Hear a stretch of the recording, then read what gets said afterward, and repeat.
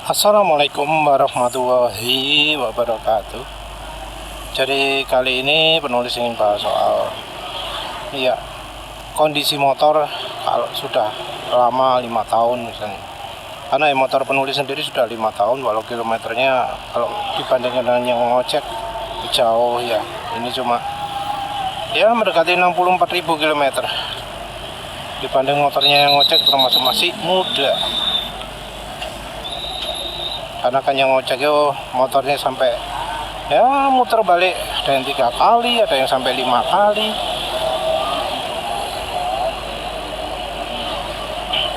Tapi paling enggak ini bisa jadi perbandingan lah untuk mereka-mereka yang biasa cuma untuk pakai kantor saja. Karena toh yang ngojek itu juga bakal jarang membandingkan performa, karena motornya dipakai pelan terus. Pakai pelan terus ya otomatis mau nggak mau bakal kebiasaan pelan lah ya, nggak ada kebutuhan kencang. Kecuali mungkin antar barang ya, kalau antar barang kan butuh kencang ya. Tapi ya mana harus. Tapi ya kita cerita motor penulis. Motor penulis dalam pemakaian 5 tahun ini, umur 63.000 km. Ini kalau kita ngomong soal performa, motor ini performanya masih sama ya, dengan seperti kondisi baru. Memang top speed sudah turun karena 2 alasan. Tapi ya kalau ngomong akselerasi 0-100, motor ini masih sama dengan kondisi baru. Dalam kondisi baru motor penulis sudah pakai pro kapasitor, belum pakai silek. Tapi ya silek rasanya nggak merubah akselerasi 0-100 banyak ya, karena ini hanya merubah fokus tenaga jadi tenaga RPM rendah,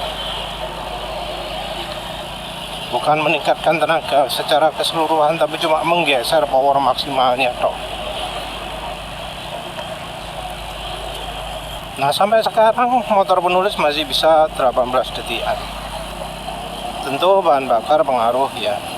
Penulis selama ini pakai Pertalite terus, sementara ketika baru Pertamax atau Premium, dua-duanya secara power lebih tinggi daripada Pertalite.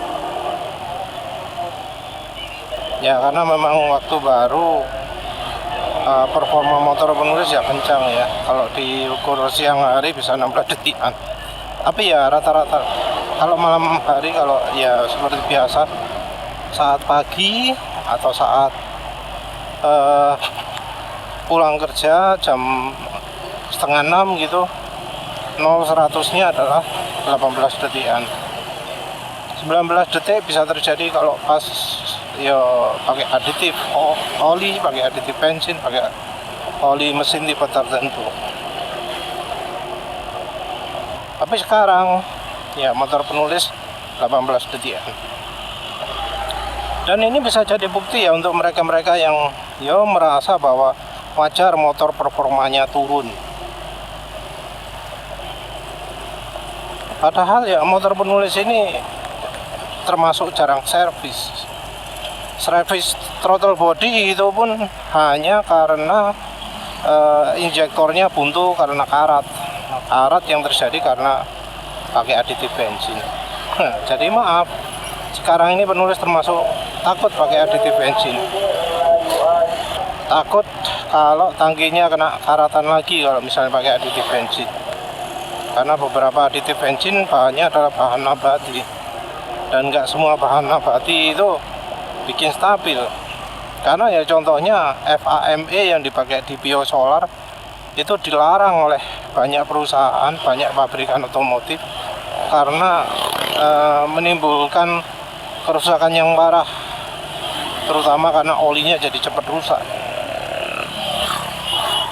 Selain dari bahan bakar yang kemudian jadi resiko buntu, selain dari bahan bakar yang bisa muncul jamur, muncul bakteri yang menyebabkan penyumbatan pada filter bahan bakar atau bahkan injektor kalau filternya yo kacau lah ya. Penulis sendiri ya sayangnya lupa ya kalau filter bensinnya, filter bahan bakarnya Yamaha itu buruk sehingga bisa membuat debu karat itu lanjut ke injektor. Seandainya pakai yang aftermarket rasanya nggak bakal injektor butuh diservis. Ya kalau dari hitungannya ya penulis ini motornya dihitung nggak pernah servis injektor, karena sekalinya servis itu adalah karena problem, bukan karena dirutinkan. Dan saat dibersihkan pun problemnya juga nggak banyak. Problemnya cuma ya ISC ada kotoran, dan kotoran itu bisa saja terjadinya karena dulu pernah resonatornya NMAX ada tabung kecil yang terpasang di saluran udara itu patah, yang menyebabkan udara luar bisa langsung masuk ke mesin. Tapi kalau misalnya itu nggak pernah patah, maka bersih. Ya sebenarnya kondisi throttle body motor penulis termasuk bersih, termasuk minim sekali debu. Karena apa? Karena penulis filter udaranya sudah pernah dicuci air bensin sehingga bukan air bensin, sorry, pakai air sabun, sehingga pori-pori filternya itu jadi makin kecil. Karena makin kecil, debu itu bisa dibilang nggak ada ya. Jadi di bagian box filter yang setelahnya filter itu sama sekali nggak ada debu, walau diusap pakai tisu, pakai tangan, nggak ada debu, nggak ada jelaga hitam dan seterusnya. Bagian CVT masih termasuk original, yang ganti cuma belt, rollernya masih bawaan. Oh iya, sama slider ya, belt sama slider udah ganti. Terus untuk dalaman mesin belum pernah diapa-apakan, jadi cuma throttle body tok wis. Dalaman mesin sama sekali nggak tersentuh, masih bawaan ya. Mungkin ada yang ngomong vampir oli, tapi ya penulis sudah pernah olinya dipakai sampai hampir 2000 km, tapi yo olinya masih utuh, termasuk utuh. Berkurangnya mungkin cuma 100 berapa mililiter ya, yang untuk pemakaian itu termasuk nggak banyak. Mungkin ngukurnya kilometer per liter. Ya sebelumnya penulis sudah menunjukkannya bahwa kilometer per liter motor penulis turun karena ada akal-akalan ISC. Saat ada akal-akalan sebelum diakali ISC-nya, kilometer per liter motor penulis adalah sekitar hampir 50 km per liter realnya. Kalau dari catatan pemakaian bahan bakar ya, dari berapa banyak rupiah yang penulis keluarkan, itu adalah mendekati 50 km per liter. Habis servis ISC, habis diakali ISC-nya, jadi 40 km per liter. Sekarang mungkin yang terbaiknya ya sekitar 43 km per liter, itu pun dengan pemakaian yang termasuk eco riding. Jadi jalannya termasuk konstan, kecepatan dibatasi. Nah kalau dilihat dari angka itu ya motor penulis masih termasuk seperti baru ya, atau bahkan lebih baik dari kondisi baru. Nah, apa kuncinya? Menurut penulis kuncinya bukan servis rutin, tapi dari oli. Olinya nggak pernah salah. Ya walau salah, ya dibenahi sendiri lah ya, tanpa bongkar mesin. Tapi olinya termasuk ketat, termasuk ya rajin ya. Walau beberapa kali di bablasno ya. Tapi ya masih lumayan lah, belum sampai bikin oli mesinnya merusak mesin, belum sampai oli mesinnya bikin aus mesin. Ya walau aus pun belum parah lah, karena aus pasti terjadi ketika suara mesin sudah asak-asak. Dan ya penulis cukup sering juga kalau sudah asak-asak tetap dipakai terus. Nah tapi yang jelas motor penulis termasuk rajin ya ganti oli, termasuk dijaga olinya.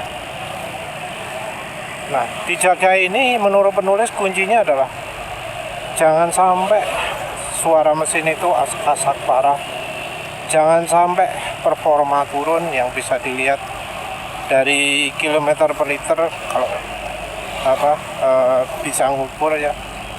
Atau kalau di motor penulis ini di bar sebelah kanan ini, kalau jalan konstan kecepatan 60 atau 50 itu ya harusnya 6 bar atau 5 bar. Ketika jalan konstan itu 4 bar, nah itu tanda olinya sudah menghambat performa. Motor penulis ini jadi bukti bahwa servis rutin itu buang-buang duit. Tapi ya juga jadi bukti bahwa kalau olinya terjaga, kondisi motor bisa tetap seperti baru. Tentu ada beberapa yang nggak bisa dihindari karena ya kasus tangki karatan ya apa menghindarinya. Dari mekaniknya nggak bongkar tangkinya terus nggak dihilang karate ya apa bisa nyalahan kan? Ya karena kemampuan mereka, ilmu mereka terbatas ya apa mana? Tapi kan ya dari oli lah kita yang bisa tahu sendiri, itu yang lebih penting. Soal oli ini kita nggak bisa pakai acuan orang lain, baik yang sesama pemilik motor ataupun dari mekanik yang ya kita sering sebut lebih ngerti kendaraan. Ya kita harus ingat juga lah ya, yang namanya mekanik itu lebih ngerti caranya membenahi, tapi caranya merawat kan belum tentu. Namanya ilmu kan luas.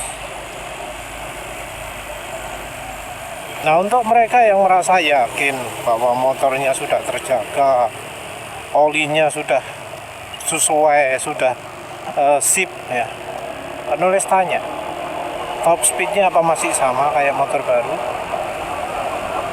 akselerasi 0-100 apa masih sama dengan motor baru,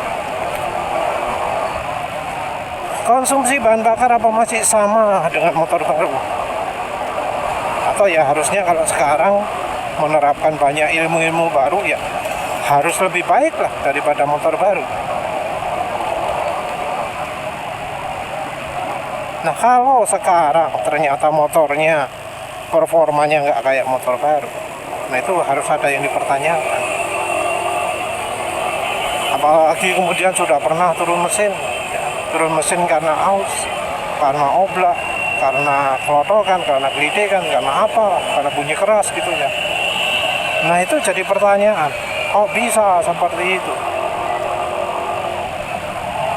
Ya memang sih ya, kondisi nggak kayak baru itu bisa saja terjadi karena pasokan bahan bakarnya sekarang terlalu boros,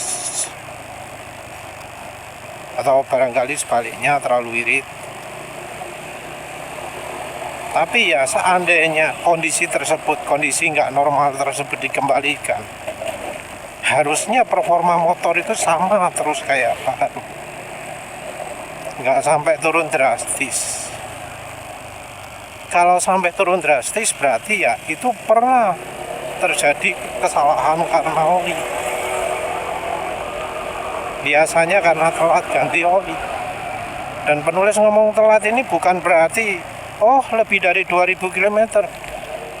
Enggak. Karena 500 km pun bisa telat kalau lihat kondisi oli sekarang ini. Jadi ganti oli itu harusnya menyesuaikan kualitas dari olinya. nggak langsung dipatok, oh motor ini ganti olinya tiap sekian ribu kilometer. Nggak bisa seperti itu. Ganti oli harus mengikuti kualitas oli dan juga tentu pemakaian, cara memakainya maupun suhu di tempat pemakaiannya. Jadi kalau memang misal motornya nggak bisa seganas dulu, nggak bisa seirit dulu, nggak bisa sekencang dulu, ya harus mawas diri kan? Karena bisa jadi kondisi tersebut terjadi karena ya salah olinya. Mungkin selama ini kita pede, oh motor saya baik-baik saja. Tapi ketika kondisi motor nggak bisa membuatnya seperti baru, nah itu pasti ada yang salah. Kalau semua misalnya injektor, sistem pembakaran, lain-lain itu oke, berarti ya yang harus kita periksa dari olinya.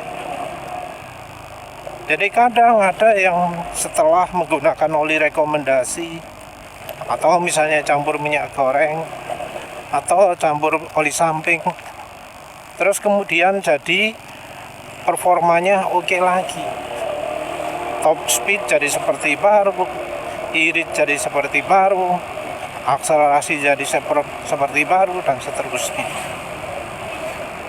Jadi ya memang banyak yang ngomong oli itu penting, tapi nggak ada yang mengaitkannya dengan ya kemampuan motor yang tetap prima, kemampuan motor yang tetap seperti baru.